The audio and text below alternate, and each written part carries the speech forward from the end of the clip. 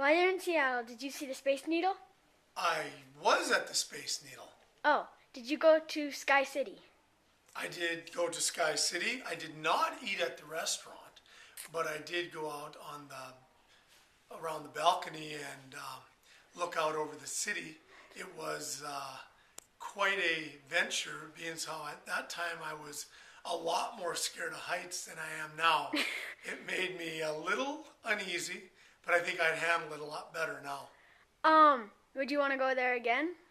I would like to go back to Seattle, see the Space Needle again, and they had a real cool zoo there. It had zebras and giraffes. The only bad thing about going to Seattle and not where the Space Needle is in the springtime, it rains there a lot. I was there for 5 days, and in those 5 days it rained 4 of them. And it's kind of a wet, cold, even though it was like 50, which you would think it was nice out. It's cloudy and damp and chilly. So, yeah, I'd like to go back sometime.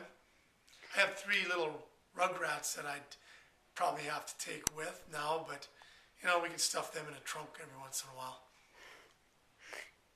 Okay. Has the Space Needle changed since you've seen it last?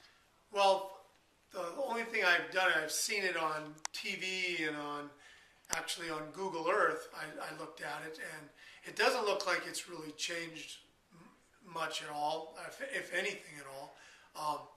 The one thing that I do remember when I was at the Space Needle, just within walking distance, if I remember right, went down to the farmer's market, to the wharf, and it was so cool to watch people order fish, and then they toss the fish from the ice pack that they were sitting on, and they'd catch them as they flew through the air and wrap them up real quick and toss them to the people who took the money, and it was really quite an experience. That was probably one of the neater things that I saw there, other than the NBA basketball game that I had front row seats for.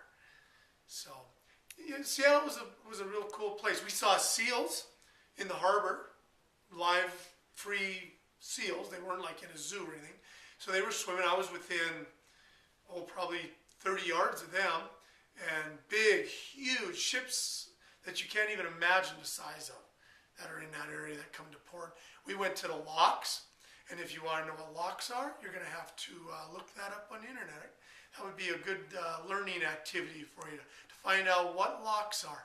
You find them in the Great Lakes, you find them in Seattle. So there's a little trivia for you.